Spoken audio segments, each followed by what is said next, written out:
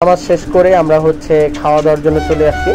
আর আমরা খাওয়া দাওয়া করি হচ্ছে একদম ময়মনসিংহ রেল স্টেশনের সামনে যে কোনো ঘুরবো। এই যে শশীলজের গেট, শশীলজ ময়মনসিংহ জাদুঘর, এখানে চমৎকার পরিবেশ। এই যে গেট,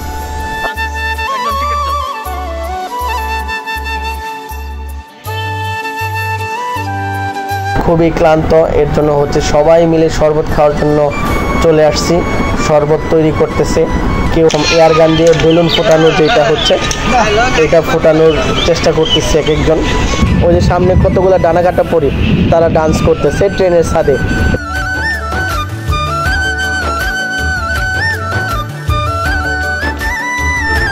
আসসালামু আলাইকুম, আমি আহমেদ জয়, আমার আরেকটি ব্লগে আপনাদের স্বাগতম।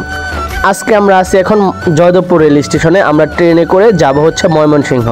আর ময়মনসিংহে যাওয়ার জন্য আমাদের ট্রেন হচ্ছে মহুয়া, যেটা হচ্ছে জয়দেবপুর রেল স্টেশনে 9টা 15-তে আসে। আমরা মহুয়া ট্রেনের জন্য অপেক্ষা করতেছি। ওই যে দেখা যাচ্ছে মহুয়া ট্রেন চলে আসছে। আমরা মহুয়া ট্রেন দিয়ে ময়মনসিংহ শহরে যাব এবং ময়মনসিংহ শহরের সুন্দর সুন্দর জায়গাগুলি ঘুরবো এবং আপনাদেরকে দেখানোর চেষ্টা করব। আমাদের ট্রেনের যাত্রা এখন জয়দেবপুর থেকে শুরু হবে। জয়দেবপুর থেকে যাত্রা শুরু করার পরে হচ্ছে একদম প্রাকৃতিক পরিবেশ দেখতে দেখতে, সবুজে ঘেরা বাংলাদেশ দেখতে দেখতে, গাজীপুরের সৌন্দর্য উপভোগ করতে করতে আমরা ময়মনসিংহ চলে যাব। কিন্তু মাঝখানে হচ্ছে একটা কথা, যেটা হচ্ছে খুবই ঝুঁকিপূর্ণ এবং একদম নিষেধ, টোটালি নিষেধ। সেই কাজটি আমরা করব, যদি ওইটা করা আমাদের ঠিক হয় নাই। আমরা হচ্ছে রাজেন্দ্রপুর পৌঁছানোর পরে ওইখান থেকে হচ্ছে জুবাইরকে উঠিয়ে নিয়ে আমরা ট্রেনের ছাদে ভ্রমণ করব। আর আপনারাও ট্রেনের ছাদে ভ্রমণ থেকে বিরত থাকবেন। যদিও আমরা বিপদে পড়ে এই ট্রেনের ছাদটা বেছে নিয়েছি, কারণ হচ্ছে ঈদের পর যাত্রা করতেছিলাম আর ট্রেনে প্রচুর পরিমাণ ভিড় ছিল, তাই আমরা ট্রেনের ছাদে ভ্রমণ করতেছি। আমাদের ব্লগটি দেখতে থাকুন। আমাদের দেশের প্রতিটা জায়গায় বিনোদনের জায়গা, বাংলাদেশের প্রতিটা ক্ষেত্রে বিনোদন। এই যে দেখেন ট্রেনের ছাদে উঠছি, ওই যে সামনে কতগুলো ডানাকাটা পরি, তারা ডান্স করতেছে ট্রেনের ছাদে। দেখেন এমনি ট্রেনের ছাদে ভ্রমণ করা অনেক রিস্ক, সেই জায়গায় হচ্ছে তারা এরকম নাচানাচি করতেছে ডানাকাটা পরিগুলি।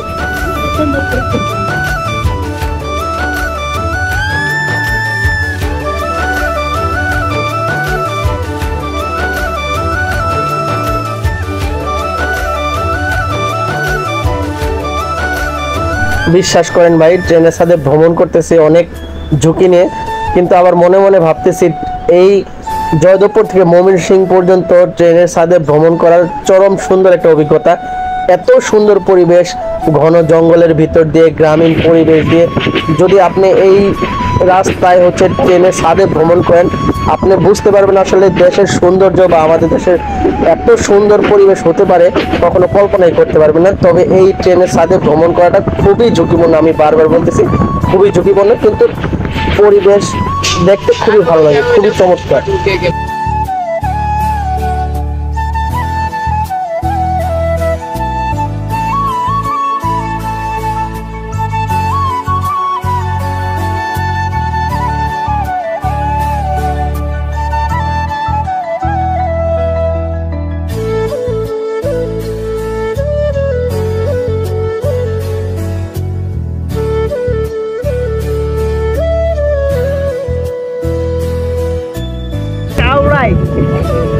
কি ধরনের নাম দিল? কাউরাই, কাকরাই না হয়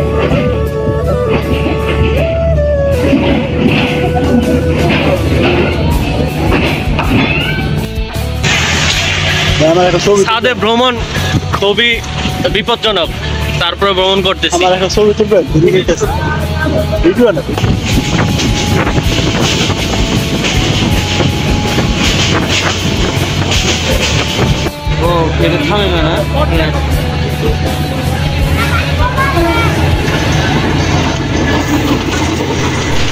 এটা গফরগাঁ রেল স্টেশন। এই স্টেশনে আমাদের একটি ক্রসিং পড়েছে, সম্ভবত এটা মোহনগঞ্জ থেকে ছেড়ে আসা হাওড়া এক্সপ্রেস ঢাকা যাচ্ছে। এই ক্রসিং এর পরে আবারও আমরা রওনা দিব হচ্ছে ময়মনসিংহের উদ্দেশ্যে। আজকে ময়মনসিংহ শহর ঘুরে দেখাবো। অপরূপ সৌন্দর্য এই বাংলাদেশের একটি বিভাগীয় শহর হচ্ছে ময়মনসিংহ শহর। আমাদের সাথেই থাকুন আর আমার ব্লগটি পুরো দেখতে থাকুন। আর ছাদে ভ্রমণ করা থেকে অবশ্যই বিরত থাকবেন।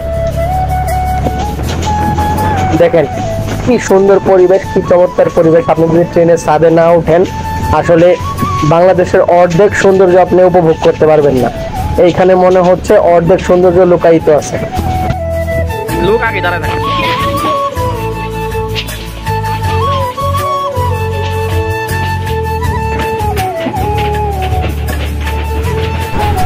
আমরা ছাদে ভ্রমণ করতে করতে ময়মনসিংহ জংশনে চলে এসেছি। এখন হচ্ছে ময়মনসিংহ জংশনে আমাদের ট্রেন ঢুকতেছে। তারপরে আমাদের দুপুরের খাবার, নামাজ এইগুলি শেষ করে আমরা হচ্ছে ময়মনসিংহ শহর ঘুরবো। এটা হচ্ছে ময়মনসিংহ রেলওয়ে স্টেশনের জামে মসজিদ। আপনাদের যে জামে মসজিদের একটা দৃশ্য দেখাই, সেটা হচ্ছে খুবই অবাক করা। এই মসজিদের টয়লেটেও যদি আপনি টয়লেট ব্যবহার করেন 10 টাকা, প্রস্রাব করলে হচ্ছে 5 টাকা। এই যে এখানে হচ্ছে টাকা তুলে দেখেন। এটা হয়তো মসজিদের উন্নয়নের কাজে। তারপরে আমার কাছে কেমন যেন লাগলো বিষয়টা। নামাজ শেষ করে আমরা হচ্ছে খাওয়া দাওয়ার জন্য চলে আসি। আর আমরা খাওয়া দাওয়া করি হচ্ছে একদম ময়মনসিংহ রেল স্টেশনের সামনে যেই লোকাল হোটেলগুলি আছে, এরকম টেবিল বেঞ্চ পেতে তারা হচ্ছে খাবার বিক্রি করে, বাসায় থেকে রান্না করে আনে। তাদের খাবারগুলি এত মজা, এত স্বাদ, আসলে বলে বোঝাতে পারে। যে গরুর মাংসটা রান্না করছে একদম মনে হচ্ছে যে বাড়িতে যেরকম করে রান্না করে সেরকম মনে হচ্ছে নিজের মায়ের হাতে রান্না খাচ্ছি। এখানে ভর্তা, ভাজি, গরুর মাংস, মুরগির মাংস, সকল ধরনের খাবার পাওয়া যায়। আপনারা যদি কখনো এখানে আসেন অবশ্যই অবশ্যই ময়মনসিংহ রেল স্টেশনের সামনে এই খাবারগুলি ট্রাই করবেন। আমরা খাওয়া দাওয়া শেষ করে হচ্ছে একটা অটো নেই। অটো নিয়ে চলে যাব হচ্ছে শহরের একটা সুন্দর জায়গা, সেটা হচ্ছে ময়মনসিংহ শহরে হচ্ছে রাজবাড়ি অথবা হচ্ছে শশীলজ, যেটাই বলেন। এই শশীলজটা খুবই চমৎকার, একদম পুরনো দিনের রাজাদের বাড়িঘর। এখানে যাওয়ার পরেই হচ্ছে আমরা ঘুরবো, শশীলজটা সম্পূর্ণ ঘুরবো। এই যে শশীলজের গেট, শশীলজ ময়মনসিংহ জাদুঘর, এখানে চমৎকার পরিবেশ। এই যে গেট, আমরা এখন এখান থেকে টিকিট কাটবো, 30 টাকা করে হয়তো টিকিট কেটে আমরা ভিতরে ঢুকে চলে যাব।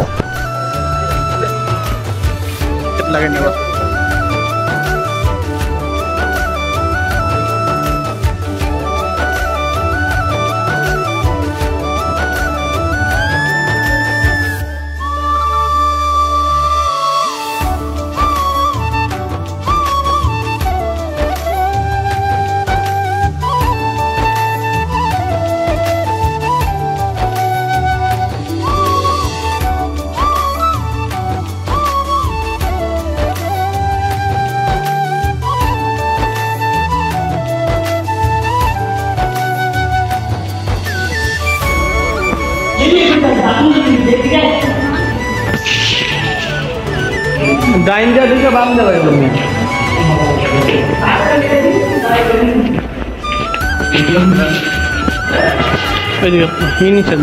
যে রাজবাড়িটা বা শশীলজ, সেই শশীলজে চলে এসেছি। এই শশীলজের হচ্ছে জাদুঘর, সেই জাদুঘরে আমরা এখন প্রবেশ করব। যদিও এখানে মোবাইল চালানো নিষেধ, তারপরে হচ্ছে আমরা অল্প একটু ভিডিও করার চেষ্টা করছি। এই শশীলজে অনেক কিছু সংরক্ষিত আছে, পুরনো কীর্তি, বিভিন্ন ঘড়ি, বিভিন্ন জিনিসপত্র হচ্ছে রাজাদের ব্যবহারের জিনিসপত্র, অনেক জিনিসপত্র হচ্ছে এখানে সংরক্ষিত আছে এই জাদুঘরে। আপনারা যখন আসবেন অবশ্যই দেখতে পারবেন এই জাদুঘরের এত সুন্দর সুন্দর জিনিসগুলি তারা সংগ্রহ করে রেখেছে। আর এই জাদুঘরের পিছনেই হচ্ছে, রাজবাড়ির পিছনেই হচ্ছে এই জায়গাটা দেখতেছেন, এটা হচ্ছে গোসল করার হচ্ছে জায়গা। গোসল করে হচ্ছে রানীরা বা হচ্ছে লোকজন তারা হচ্ছে এখানে জামা কাপড় চেঞ্জ করতো, জামা কাপড় পরিবর্তন করতে। এটার সামনে হচ্ছে পুকুর, এই যে পদ্ম পুকুর, এখানে অনেক ধরনের শাপলা, লাল শাপলা, কালো শাপলা, এরকম অনেক ধরনের শাপলা আছে। পুকুর ঘাটটাও খুব সুন্দর, একদম সিঁড়ি করা চমৎকার পুকুর ঘাটলা। আর এই ঘাটলা দেখতে দেখতে, রাজবাড়ি দেখতে দেখতে খুবই ক্লান্ত। বন্ধুদের নিয়ে হচ্ছে ছবি তোলার কথা বলে আমি ভিডিও করে নিলাম। আমার বন্ধুরা বলতেছে এইভাবে ছবি তুলো, ওইভাবে ছবি তুলো, কিন্তু হচ্ছে না, এটা আমি তাদেরকে না জানিয়ে ভিডিও করে নিয়েছি। সবাই হচ্ছে ছবি তোলার প্রস্তুতি নিতেছে। আমরা এই রাজবাড়ি ঘোরা শেষ করে আমরা চলে গেছি হচ্ছে আরেকটা জায়গা, সেটা হচ্ছে আলেকজান্ডার ক্যাসেল বা হচ্ছে ময়মনসিংহ টিচার্স ট্রেনিং কলেজ যেটা বলে। এটা হচ্ছে আলেকজান্ডার ক্যাসেলের অনেক ধরনের কথা আছে, এখানে ইতিহাস আছে, অনেক পুরানো একটা ইতিহাস। এটা হচ্ছে জরাজীর্ণ ভবন হয়ে পড়ছে এখন, লোকজন খুবই কম যায় বা হচ্ছে একদম পুরনো কীর্তি। এটা হচ্ছে আলেকজান্ডার ক্যাসেল নামে পরিচিত একদম ময়মনসিংহ শহরে। এখন এটা টিচার্স ট্রেনিং কলেজ। একদম শশীলজ থেকে কাছে। তো আমরা এই আলেকজান্ডার স্টেশনটা দেখে হচ্ছে চলে যাই জয়নুল আবেদিন পার্কের সামনে একদম। যেহেতু দুপুরবেলা আমরা খুবই ক্লান্ত, এর জন্য হচ্ছে সবাই মিলে শরবত খাওয়ার জন্য চলে আসছি।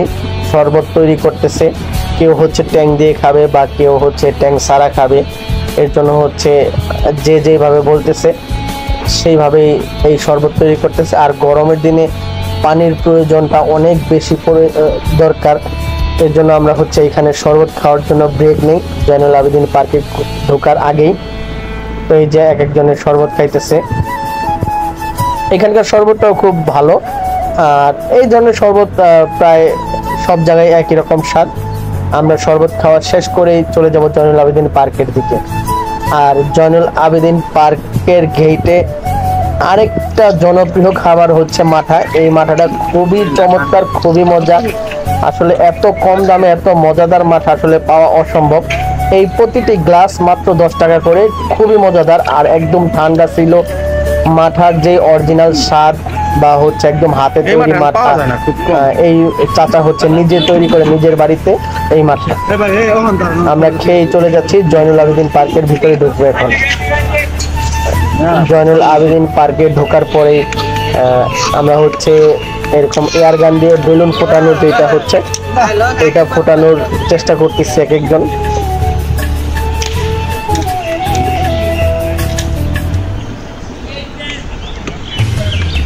দেখি কয়টা ফুটাইতে পারে, কে কয়টা।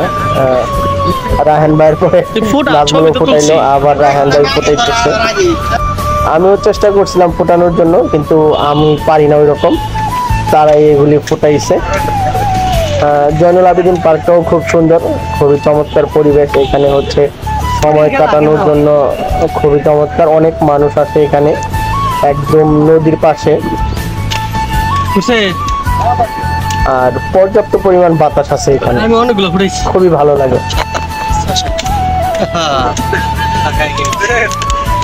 আমরা অনেক ঘোরাঘুরি করে খাওয়া দাওয়া করে খুবই ক্লান্ত। কতদিন পরে এই কল চাপতেছেন? আপনার অনুভূতি দারুণ নাকি? পানি ঠান্ডা, পানি ভরপুর ঠান্ডা, পানি থেকে অনেক ভালো। গাজীপুরে তো এই কল নাই অবশ্যই। এখন তোর এলাকায় আসেনি?